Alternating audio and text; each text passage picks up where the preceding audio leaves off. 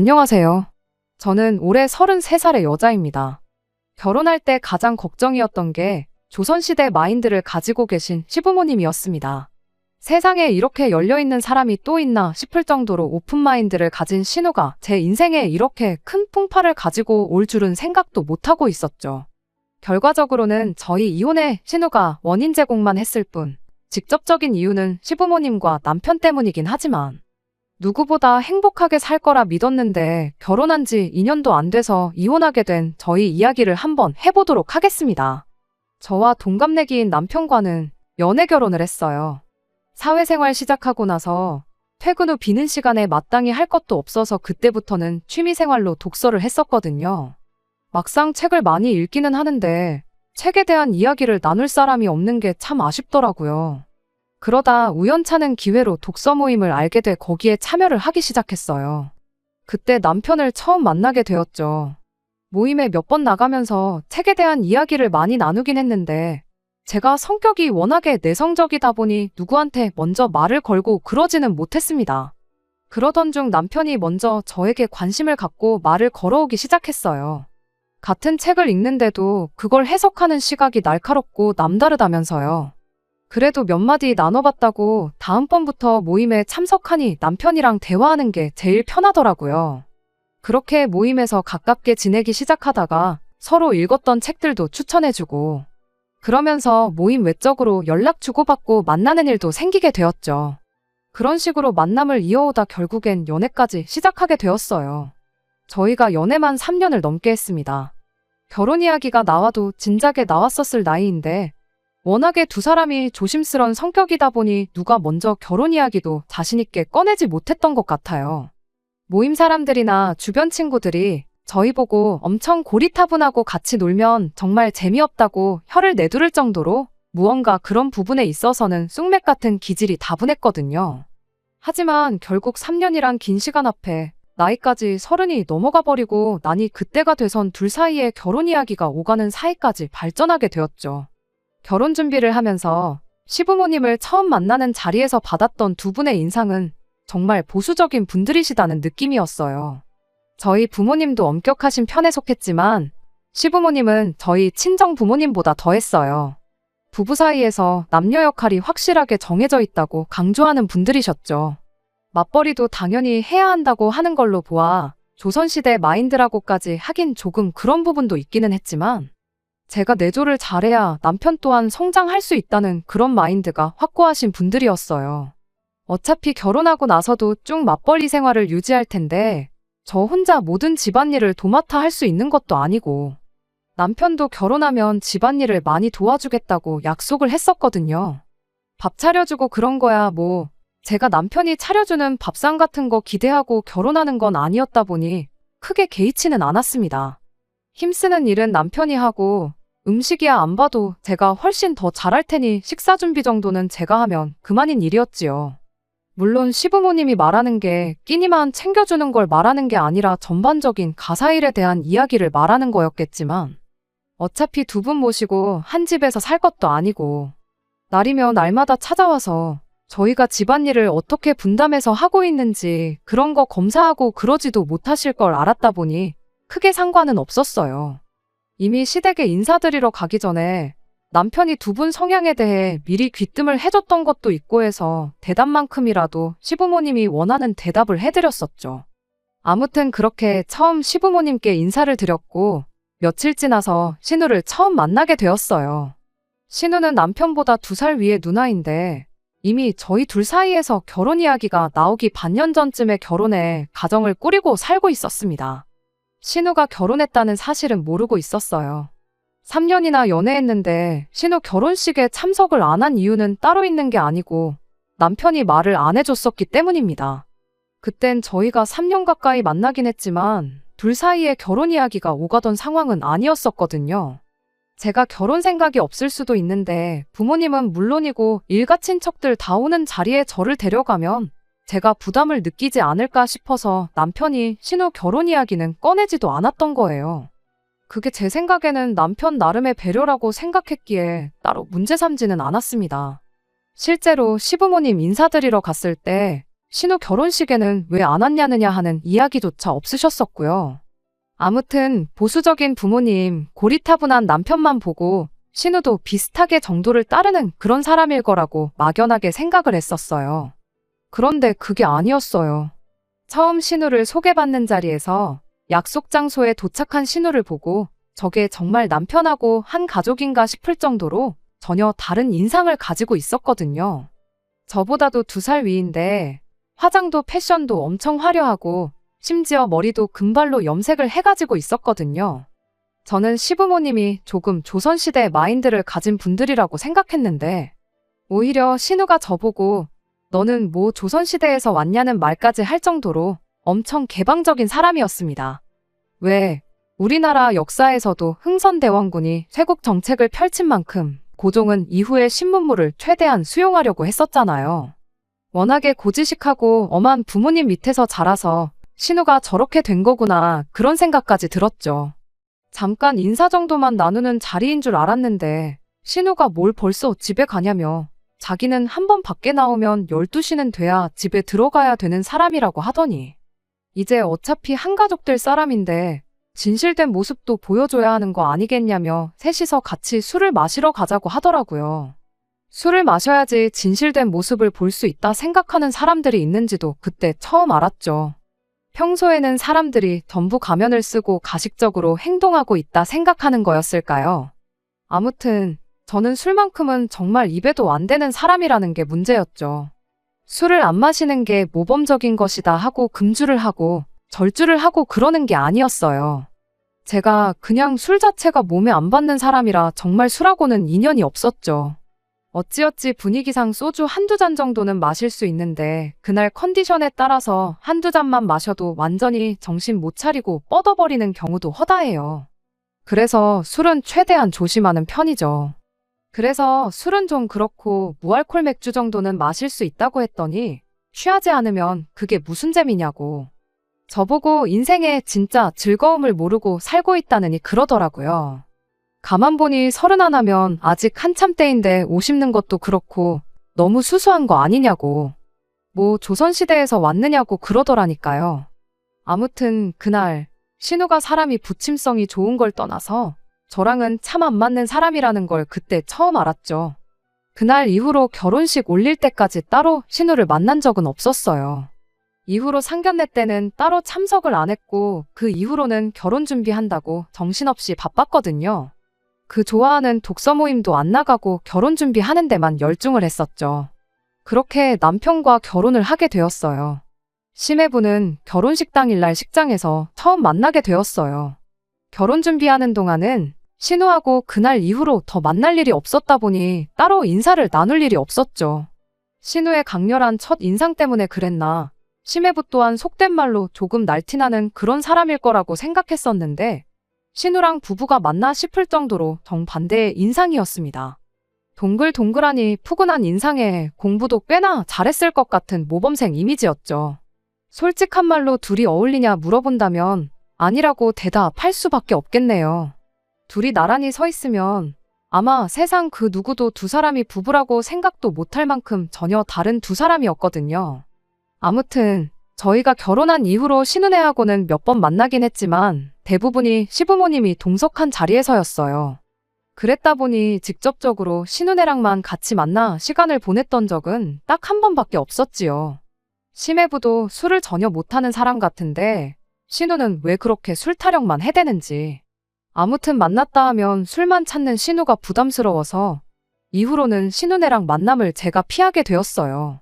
하지만 가족들 다 같이 모인 자리에서는 신우도 부모님이 계셔서 그랬나 술을 좀 자중하는 분위기라 그때는 아무 문제 없었지요. 그렇게 온 가족들이 다 같이 모인 자리에서 볼 때마다 느낀 건데 심해부가 신우를 참 많이 아끼고 사랑하는구나 하는 생각이었습니다. 뭐 외식을 가던 시댁에 모여 식사를 하던 그냥 신우 하나만 챙겨주고 그러는 식이었어요. 그래도 명색이 사위인데 장인 장모님 챙기는 척이라도 하는 게 맞지 않나 싶은데 그런 건 하나도 없고 진짜 신우만 그렇게 챙겨요. 예를 들면 뭐 고깃집 가서 외식을 하고 있다 치면 고기가 익는 족족이 신우한테만 덜어주고 신우가 상추를 잘 먹는다 치면 쌈이 떨어지기 전에 몇 번이고 셀프바 왔다 갔다 하면서 리필해주고 그러는 시기였지요. 상추가 한 장 밑으로 내려가지 않고 계속해서 리필이 되는 걸 볼 때면 세상에 이런 애처가가 또 있나 싶었죠. 저희 남편도 저 정도까지는 아니지만 평소에는 저를 잘 챙겨주는 편이긴 한데 시부모님 앞에서만큼은 조금 조심하는 눈치였어요. 결혼하기 전부터 아내가 내조해주는 걸 워낙에 강조하셨던 분들이다 보니 시매부가 신우한테 해주는 걸 남편이 똑같이 저한테 해주는 게 아니라 제가 남편한테 해주는 모습을 보길 바라셨거든요. 한 번은 남편이 제가 잘 먹는다고 반찬을 한 번 쓸어갔던 적이 있는데 남편이 자리에 다시 앉자마자 저한테 잔소리를 하셨던 적이 있어요. 너는 더 먹고 싶으면 네가 가서 떠오면 되지. 뭘 그런 것까지 남편을 시키냐 하는 식으로 말이죠. 그게 조금 그렇기는 했어요. 당장 그 자리가 시부모님하고 저희 부부만 해서 넷이 모인 상황이었다면 충분히 그런 반응을 보였다 해도 제가 이해를 할 수 있겠는데 뻔히 신우네랑 저희랑 다 같이 있는 자리에서 시매부는 신우 챙기는데 급급해서 다른 가족들은 신경 하나 안 쓰는데 시매부는 그래도 되고 내 남편은 그러면 안 되고 하는 게 도통 이해가 가질 않았죠. 저는 내조를 해야 하는데 신우는 내조를 받아야 하는 거잖아요. 게다가 저는 맞벌이, 신우는 그냥 집에서 살림하는 전업주부인데 말이에요. 하지만 그렇다고 그게 다르다고 불공평하다고 시부모님한테 따져서 뭐 하겠어요. 괜히 잔소리만 듣고 욕이나 먹겠지. 그냥 그러려니 하고 말았죠. 하지만 저도 사람인지라 언젠가부터는 이런 것들이 저를 조금씩 지치게 만들기 시작했어요. 그래도 결혼 직후에는 한 달에 한두 번씩 얼마 안 되는 횟수지만 가족 모임이 있으면 무조건 참석하는 쪽으로 노력을 했었는데 신우는 남편한테 대접받아 마땅하지만 저는 그러면 안 되는 상황이 저를 점점 피곤하게 만들었고 결국 언젠가부터는 시댁 식구들과의 자리를 제가 피하기 시작하는 지경에 이르르게 되었습니다. 아예 시댁 모임의 발길을 끊었던 건 아니지만 한 달에 한두 번씩 있는 자리를 두 달에 한 번만 참석한다든지 하는 식으로 줄이는 시기였죠. 이러나 저러나 맞벌이를 하고 있었다 보니 못 간다고 핑곗거리를 만드는 것 자체는 그렇게 어려운 일이 아니었습니다. 그래도 똑같이 공평해야 한다는 생각에 친정 식구들과의 자리도 똑같이 줄이게 되었고요. 하지만 제가 자기 가족들과 영 가깝게 지내지 못하는 제 모습이 남편 딴에는 많이 갑갑했었던 것 같아요. 은근슬쩍 시부모님이 불편하면 누나랑이라도 좀 친하게 지내면 안 되겠느냐 하는 식의 이야기를 자주 하고는 했었죠. 그래도 같은 또래인 신우라면 제가 덜 불편하게 느끼지 않겠나 싶었던 게 남편 생각이었던 것 같은데 저와 정반대의 성향을 가진 신우가 어떻게 보면 저한테는 제일 어려운 사람이나 마찬가지였다 보니 기회가 되면 시간이 나면 하는 식으로 신우와의 만남마저도 피하게 되었습니다. 그렇게 결혼한 지 1년이 넘어가던 시점이었어요. 반강제적으로 신우와 자주 시간을 보내게 되는 상황이 찾아왔습니다. 시매부가 해외 영업일로 원래도 해외 출장이 잦은 사람이었는데 그때쯤부터 회사 사정 때문에 출장을 한두 달에 한 번꼴로 거의 한 달씩을 나가 있게 되었거든요. 그 덕에 신우가 저희 집에 자주 찾아오게 되었어요. 시매부가 한 달 출장을 간다 치면 30일 중 거의 5일, 6일 정도는 저희 집에 와서 시간을 보내기 시작한 겁니다. 혼자 있으면 심심하다는 말도 안 되는 이유로 저희 집에서 하루 자고 가고 그런 식이었어요. 막상 신우가 저희 집에 놀러 온다고 해서 뭐 저희랑 신나게 놀고 가고 그러는 건 아니었습니다. 이미 몇 번을 말씀드렸다시피 신우하고 저는 거의 상극에 가까운데 코드가 다른 두 사람이 같이 있어봤자 뭐 재미있을 일이 몇 개나 있었겠나요. 신우는 여느 때처럼 술 타령만 하다가 혼자서 밤늦게까지 TV를 보고 시간을 때우는 시기였어요. TV 볼 거면 집에서 보면 되는 걸 왜 굳이 우리 집까지 와서 봐야 하나 싶을 때가 많았지만 한편으로는 심심한 것보다 혼자 지내는 게 조금 무서워서 그런 건 아닐지 싶은 생각이 들어서 딱히 못 오게 한다던가 하지는 않았습니다. 매일같이 왔다면야 그만 좀 오게 하라고 남편한테 말이라도 했겠지만 말씀드렸다시피 한 달에 5-6번 뿐이고 시댁에서도 며칠씩 지내다 가는 것 같은데 오히려 그걸 못 오게 막는다면 제가 이상한 사람이 되는 그런 상황이었으니까 말이죠. 나중 가서 알게 된 사실이지만 신우가 저희 집에 굳이 찾아오는 이유가 알고 보니 남편의 입김이 있었다는 걸 알게 되었어요. 남편이 제가 신우랑 자주 시간을 보내면 그만큼 친해질 거 아니겠냐, 그럼 시댁 모임에 참석하는 것에 대해 거부감을 덜 느끼지 않겠나 하고 너무 쉽게 생각했던 거였죠. 하루는 신우가 금요일 퇴근 시간에 맞춰서 저희 집에 찾아왔어요. 평소 때처럼 저희 집 도착하자마자 TV부터 켜가지고는 혼자서 시간을 보내기 시작했죠. 그런데 한참 TV 보다 말고 난데없이 좀 있으셔서 도저히 못 버티겠다며 저보고 어떻게 이렇게 재미없는 삶을 살 수가 있냐면서 지루하지 않냐고 계속 저한테 말을 걸어오더라고요. 저는 아무 문제가 없는데 왜 그러시냐 하면서 대충 받아치고 있었는데 신우가 그러지 말고 자기랑 한 번만 밖에 나가서 놀아보면 어떻겠냐고 묻대요. 여지껏 이렇게 재미없게 살아온 거 손해보고 살았단 느낌이 들 만큼 새로운 세상을 보여준다면서요. 그러면서 자꾸 같이 나가자고 졸라대는데 애둘러서 좋게 거절하고 있었는데 그때 남편이 저를 방으로 따로 불러서 누나가 저렇게까지 나오는데 한번 같이 나가서 시간 보내고 와주면 안 되겠냐 하더라고요. 신우가 저랑 얼마나 친해지고 싶어서 저러겠냐고, 누나가 저만큼 노력하는데 계속 이렇게 피하기만 하는 거 솔직히 보기 좋지가 않다면서요. 누나의 정성을 봐서라도 한 번만 같이 나가서 시간 좀 보내고 와보면 안 되겠느냐 부탁을 하더라고요. 결국 남편의 부탁에 이기지 못해 신우와 둘이 나가기로 했죠.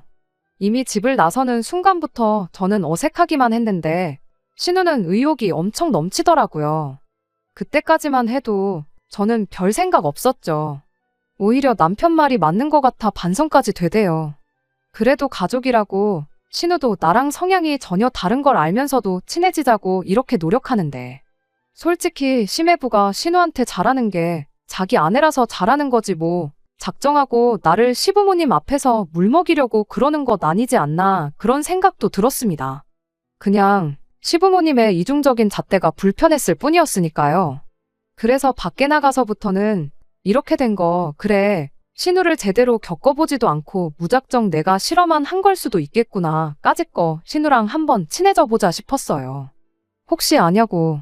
신우랑 친해지면 나중에 시부모님이 심해부와 남편을 두고 이중적인 태도를 보일 때 신우가 나서서 제 편을 들어줄 수도 있지 않겠나. 나름 최대한 긍정적으로 상황을 받아들이려고 하고 있었어요.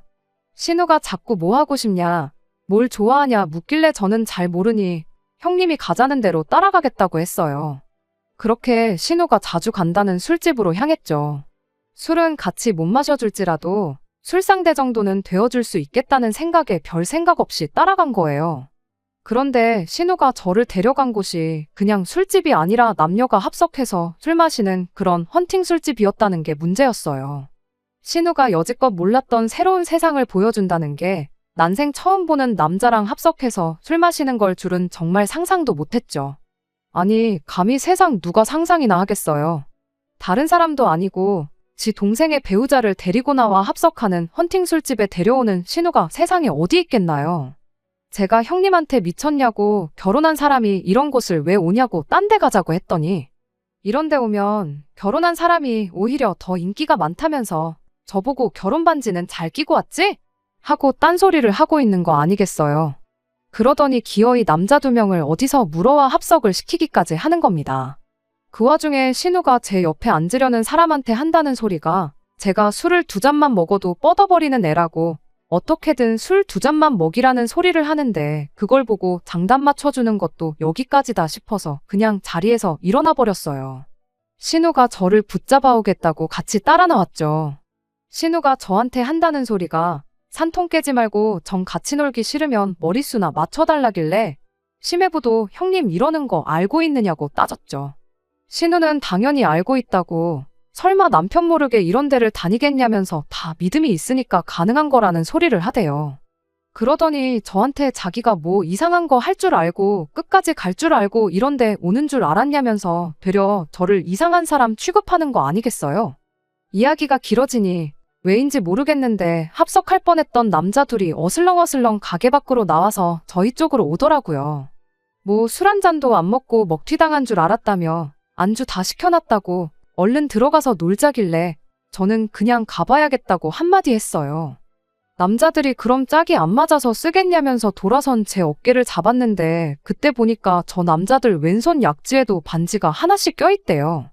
알이 크고 반지도 줄이 굵은 게 그냥 커플링은 아닌 것 같고 저 인간들도 결혼해서 가정이 있는 인간들처럼 보였어요. 어처구니가 없어서 집에 있는 가족들 생각하면서 니들끼리 재미나게 놀라고 한마디 했죠. 그랬더니 남자들이 뭐 말을 그렇게 하냐며 성질을 내기 시작했는데 신우가 두 사람을 말리더니 자기가 한참 때는 혼자 몸으로 두 사람 세 사람도 상대했다면서 저런 재미없는 거 같이 있어봤자 분위기만 상한다고 그냥 셋이서 놀자고 그러더니 저는 그냥 두고 가게 안으로 들어가 버리더군요. 저대로 두고 가도 되나 걱정이 되긴 했는데 감시한다고 따라 들어갈 수도 없고 언제 나올 줄 알고 밖에서 기다리고 있자니 그것도 아닌 것 같고 심해부도 이러는 거 안다는데 어련히 알아서 잘하겠지 하고 그냥 집에 들어와 버렸어요. 남편이 왜 벌써 왔냐, 누나는 어쩌고 혼자 왔냐 물어보는데 당신 누나가 헌팅 술집 데려가서 내 옆에 남자 한 명 붙여주더라 그렇게 한마디 해주려다가 신우 사생활도 있고 저는 2시간도 안 돼서 집에 돌아오긴 했지만 남편이 괜히 나까지 이상하게 볼 수도 있겠다 싶기도 했어요. 그래서 그냥 앞뒤 다 자르고 신우가 중간에 아는 사람들 만나서 그 사람들하고만 놀길래 그냥 혼자 집에 돌아왔다고 그렇게 한마디 하고 말았죠. 남편도 제가 처음 보는 사람들 많은 자리를 싫어하는 걸 알아서 그런지 별말은 안 하더라고요. 아무튼 그날 신우도 저랑 다툰 게 기분이 상했던 건지 뭔지 모르겠는데 그날 이후로는 저희 집에 더 이상 찾아오지 않게 되었어요. 솔직히 암만 심해부가 해외 출장이다 뭐다 해서 집을 자주 비운다지만 신우가 그런 식으로 찾아오는 게 썩 내키진 않았는데 차라리 잘 되었다 싶었죠. 그 뒤로는 괜히 신우를 보는 게 불편해서 시댁 모임에 거의 발길을 하지 않게 되었어요. 그러다 몇 달 지나 집안에 경사가 생겼다며 시부모님이 자리를 만들길래 그날은 어쩔 수 없이 시댁에 다녀와야 했습니다. 무슨 경사가 있나 했더니 세상에 신우가 임신을 했다는 소식이었어요. 시부모님은 물론이고 심해부도 입이 귀에 걸려서 다들 행복한 표정이었습니다. 그날 자리의 주인공인 신우만 빼고요. 가만 보면 웃고는 있는데 그 표정이 마치 억지로 웃고 있는 듯한 느낌이었달까요? 아니나 다를까 그로부터 몇 달 더 지나서 집이 아주 난리가 나버렸습니다. 시어머니가 다급하게 저희를 집으로 불러내서 찾아가 봤더니 집이 아주 개판 5분 전이 되어 있었어요. 집에는 심해부와 신우는 물론이고 심해부의 부모님까지 있었어요. 심해부 아버지 되시는 분이 집을 난장판으로 만들고 있으니 그것 좀 어떻게 말려달라고 남편을 찾으셨던 거죠. 무슨 상황인가 하니 그날 제 안 좋은 예감이 정확하게 들어맞았던 거예요. 그 기쁜 날 신우가 왜 반쯤 정신 나간 표정으로 웃고만 있었는지 저 혼자서만 생각하고 있던 게 실은 진짜 그래서였던 겁니다. 신우 뱃속에 있는 아이가 심해부의 아이가 아니었던 거죠. 심해부가 신우를 얼마나 굳게 믿고 있었던 건지 날짜 계산도 안 해보고 임신 소식에 당연히 자기 아이겠거니 생각했었나 보더라고요. 그런데 심해부의 부모님은 뭔가 찜찜했었나 봐요. 아들이 출장을 저렇게 다니는데 날짜 정도는 확인해봐야 싶었던 거죠. 그리고 아니나 다를까 날짜를 역으로 계산해보니 앞만 봐도 한참 해외 출장 중일 때 생긴 아이가 아니고선 그 날짜가 나올 수 없다는 걸 눈치챈 거죠. 말인즉슨 신우 뱃속의 아이가 심해부의 아이일 수가 없다는 사실을 알게 된 거예요. 만약 심해부가 신우의 임신 사실을 몰랐더라면 아무도 모르게 그 전에 어떻게든 조치를 취할 수 있었을 텐데 심해부가 임신 사실을 알게 되었으니 신우도 어떻게 대처를 못하고 심해부 아이인 척하면서 어찌할 바를 모르고 정신줄을 놓고 그러고 있었던 겁니다. 그런데 이젠 병원 간다고 해서 해결이 되지도 않을 만큼 시간이 지나버려 어쩔 수 없이 아이를 낳아야 하는 상황이 찾아오게 된 거죠. 심해분의 집에서 당장에 이혼부터 시키라고 난리를 떨었는데 그 와중에 또 신우에 대한 심해부의 사랑은 여전하더군요. 신우랑 이혼하고 싶지 않다고 그냥 내 자식이다 생각하고 키우겠다고 자기 부모님한테 대들고 있는데 그 말이 끝나기 무섭세 심해분의 어머니는 뒷목부터 잡고 쓰러진 애 만회하고 있고 콩가루 집안도 이런 콩가루 집안이 따로 없었습니다. 결국 심해분의 집에서 시댁에 조건을 걸기를. 애를 입양을 보내던 어떻게든 우리 아들 앞길에 걸림돌이 되지 않게 알아서 처리를 하라고 한 거예요. 그리곤 그때까진 연락도 하지 말라고 한마디 하고 심해부를 데리고 나가더라고요. 그제서야 시부모님도 신우한테 미쳤냐고 제정신이냐고 뭐라 한마디 하시대요. 애 아빠는 누구냐고 남자 쪽에도 책임이 있는 거니 그 사람까지 한자리에 불러서 상의를 해봐야 하지 않겠냐는데 신우가 아무 말도 안 하고 가만히 있더라고요. 그걸 보고 있던 제가 한마디 했어요. 혹시 그날 만난 두 사람 중 한 명 아니냐고요. 신우는 모르겠다고 대답을 하더라고요. 그 전에도 그 이후에도 그런 식으로 만난 남자가 한둘이 아니고 심지어 그렇게 만난 사람들 연락처도 모른다고 하더라고요. 어떻게 그럴 수가 있냐고 했더니 한 번 만나고 말 사람들 연락처를 알아서 뭐 하겠냐는 소리를 하대요. 그런 식으로 한 번만 만나면 일탈이지만 두 번을 만나면 불륜이라고.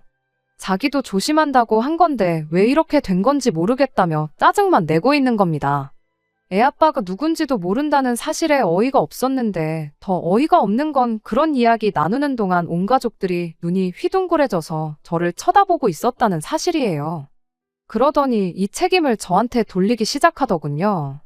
시어머니가 너는 신우가 그렇게 밖으로 도는 걸 다 알고 있었던 거냐고. 그걸 알면서도 어떻게 한 가족이 돼서 신우를 말리지 않았을 수가 있었냐고 하면서 신우가 이렇게 된 게 다 제 탓이라는 말도 안 되는 소리를 하는 겁니다. 어이가 없었죠. 방금 신우가 하는 말 못 들으셨냐고 그날 말고도 이미 몇 번을 더 그런 식으로 호박씨를 까고 그랬다는데 어떻게 그게 내 탓이 될 수나 있느냐고 따졌습니다만 이미 시부모님한테는 이 일의 원흉이 신우가 아니라 저였고 이 모든 책임을 제가 져야 한다는 식으로 저를 몰아가기 시작했어요. 애 아빠가 누군지는 이제 알 필요도 없는 상황이었죠. 그들 생각에는 원인 제공자를 이미 저로 점 찍어 놓은 상태인데 그게 뭐가 중요했겠어요. 결국 시부모님은 그 책임을 저에게 전부 떠넘기고는 그래도 우리 사위가 우리 딸을 너무나 사랑해서 애만 없어지면 결혼 생활을 이어가겠다고 하지 않느냐고 그게 얼마나 다행이냐고 한마디 하더니 신우애는 저희 호적에 올려서 저희들 자식으로 키우면 되겠다는 소리를 하는 거 아니겠어요? 신우도 그제서야 상황이 어떻게 돌아가는 건지 깨달은 듯 엄마 말이 맞다고 지금 생각해보니까 그동안 그렇게 만난 사람들 전부 술만 마시고 말았었지. 실수했던 건 그날 저랑 있을 때 만났던 두 사람들밖에 없다고. 그렇게 말을 바꾸더라고요. 그때 제가 자기를 제대로 말렸으면 이런 일이 발생하지 않았을 거라며 애는 내가 대신 낳아준 거라 생각하고 자기 배불러 낳은 애를 저희들 자식으로 키우라는 소리를 하는 겁니다. 그 와중에 남편은 암만 자기 가족들이라고 해도 다들 미친 거냐고 한마디를 해줬어도 모자랄 판에 무슨 성인군자가 되어가지고는 생명의 존엄성을 운운하면서 가족들하고 편먹고 저를 설득하려고 들더라고요. 그래도 누나가 낳은 아이면 한 핏줄인데 피가 섞인 가족을 어떻게 누군지도 모르는 사람들한테 키우라고 입양을 보낼 수 있겠냐며. 어차피 너 나이가 33살 나이면 노산이라 임신도 힘들다 하고 아이도 정상이 아닐 수도 있다는데 그냥 누나 아이를 우리 아이라 생각하고 우리가 맡아서 키우자는 겁니다. 남편한테 너도 똑같이 따라서 미친 거냐고 피가 섞인 게 니네 집 식구들 피만 섞였지 내 피가 섞였냐고 한마디 따졌어요. 33살 나이가 노산인 것도 무슨 뭔 상관이냐고 네 누나가 암만 젊은 사람인 척 하고 다녀도 우리보다 2살 더 많은데 눈에 뵈는 게 없어서 이제 기본적인 산수도 안 되냐 따졌죠. 그리고 방금 네 누나가 애 아빠가 2사람 중 1명일 거라고 한 말도 못 들었냐고. 그 말대로면 그날 밤에 신우랑 같이 있던 게 둘 중 하나가 아니라 2사람 전부였다는 소리 아니냐고. 그날 보니 그 인간들도 다 결혼해서 가정이 있는 사람들이던데 그런 정신머리 가지고 살고 있는 사람들한테서 나온 아이가 퍽이나 정상이겠다고. 그렇게 네 핏줄이 걱정되고 누나 인생 책임져주고 싶으면 이혼해 줄 테니 네 혼자 실컷 하라고 그렇게 말하고는 집으로 돌아왔습니다.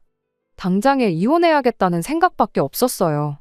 집에 돌아와서 남편이 사과하고 생각을 바꾼들 이런 집구석에 한 가족으로 더는 살고 싶은 마음은 없었거든요. 그렇게 집에 오자마자 제 짐 챙겨서 나가려고 짐을 싸고 있는데 말은 그렇게 했어도 지 혼자 독박 쓰려니 그건 싫었는지 제 예상대로 집에 돌아와서 저한테 생각이 짧았다고 사과를 하더라고요. 가족들하고 연을 끊고 산다고 말해도 다시 받아줄 생각 없었는데 그 와중에 지 가족들하고 무슨 이야기를 하고 온 건지. 저한테 한다는 소리가 그럼 딱 몇 년만 아이를 우리가 키우면 어떻겠냐는 소리를 하대요. 우리가 입양해서 키우는 척 해가지고는 일단 지 누나 이혼당하는 것부터 막아주자고요. 그러면 누나가 어떻게든 심해부랑 아이를 만들겠다고 했답니다. 그리고 그렇게 신우랑 심해부 사이에서 진짜 아이가 태어나면 그때 아이를 돌려주면 어떻겠냐는 거예요. 둘 사이에 애까지 생긴 마당에 그렇게 되면 심해부네 집에서도 이혼하라는 말을 못 꺼내지 않겠냐 하면서요. 길어야 2년 정도밖에 안 걸리지 않겠냐고 그 정도는 할 수 있지 않겠냐고 저를 설득을 하려 드는데 집에 돌아와서 암만 나한테 싹싹 빈다고 한들 무조건 이혼 말고는 다른 선택지는 없을 것이다. 그 짧은 사이에 마음을 확실히 굳힌 제가 참 장하다 싶대요. 결국 그렇게 남편과는 이혼을 하게 되었습니다. 이혼하면서 끝에 끝까지 시부모님은 모든 문제를 저한테서 찾았어요. 지 불리해지니까 남편도 버리는 꼴 좀 보라면서 본성이 그런데 자기들이 부탁할 걸 부탁했다면서 저 같은 피도 눈물도 없이 가족도 모르는 냉혈한한테 아이를 안 맡긴 게 천만다행인 것처럼 말을 하대요. 뭐 그 말에 대답은 안 왔습니다. 이렇게 갈라서게 된 게 누구한테 천만다행인 건지는 아마 모르긴 몰라도 살다 보면 빠른 시일 내로 다시 깨닫지 않겠나 싶어서요. 뭐 조선시대에도 대를 이을 장손이 없으면 다른 형제 집에서 아들 자식을 데려오는 경우는 있다고 봤지만 적어도 그 데려온 자식이 밖에서 데려온 자식은 아니었겠지요. 암만 제가 33 나이로 이혼녀 딱지를 달게 되었다 한들 자기들 편한 대로만 해석하는 썩어 빠진 유교사상 조선시대 마인드를 갖고 있는 집구석에서 탈출한 건 정말 다행이라는 생각밖에 들지 않네요. 안녕하세요. 이걸 후기라고 해야 할지 해명이라고 해야 할지 모르겠는데 왜 거기서 오지랖 넓게 그날 이야기를 꺼내서 이혼까지 하냐는 댓글이 있어서 이렇게 추가로 글을 남기게 되었습니다. 일단 첫 번째로 이혼한 부분에 대해선 한치의 후회도 없어요. 신우가 아니었어도 심해부랑 남편을 두고 다른 가치관을 들이대는 시부모 때문에라도 언젠가 일이 터지면 터지지 않았을까 싶어요. 그리고 신우랑 같이 나간 날, 그날 일에 대해 함구를 하고 있었다고 한들 물론 제 생각이긴 하지만 신우가 저 때문에 저렇게 된 거라고 책임만 안 돌렸겠지. 분명히 끝에 가선 무슨 이유를 대서든 그 아이를 저희 보고 키우라고 했을 거라 확신합니다. 이거 해명하겠다고만 후기를 보낸 건 아니에요. 신우도 결국 이혼하게 되었거든요. 심해부도 정신을 못 차린 게 그 와중에도 신우랑 헤어지기 싫다고 부모를 설득을 했었는가 봐요. 그래서 어찌어찌 애아빠만 찾아오면 애 클 때까지 양육비를 받고 지 자식으로 키우던가 그쪽에서 원하면 아이를 넘겨주던가 하는 쪽으로 결정을 내렸다는데 그 와중에 애아빠 찾아낸다고 후보를 추리다가 저랑 같이 나갔던 문제의 그날 애아빠일 수도 있는 사람이 같은 날에 2명이나 된다는 사실을 알려줬는가 봐요. 심해부가 생각보다 더 호구라서 애아빠만 찾아오면 지 자식으로 키운다는 소리에 무슨 말을 해도 용서를 받을 거라 생각한 건지 대체 무슨 생각으로 그런 건지는 저도 모르겠지만 그 말을 듣고 다행히 심해부도 정신이 퍼뜩 들었던가 봅니다. 애아빠 후보가 한두 명이 아닌 것도 미치겠는데 하룻밤 사이에 2명이나 된다는 그 사실에 이건 그냥 넘어가주고 말고 할 것도 없다 싶어서 그냥 그 길로 완전히 이혼하기로 했다나 봐요. 말도 안 되는 집구석에 사위랑 며느리로 있는 것보다야 이혼하게 된 게 심해부도 저한테도 더 좋은 일이 아니겠나 싶네요. 끝까지 들어주셔서 감사합니다. 오늘의 사연은 여기까지입니다. 구독과 좋아요, 알람 설정 부탁드리고 더 좋은 사연으로 다시 찾아뵙겠습니다. 감사합니다.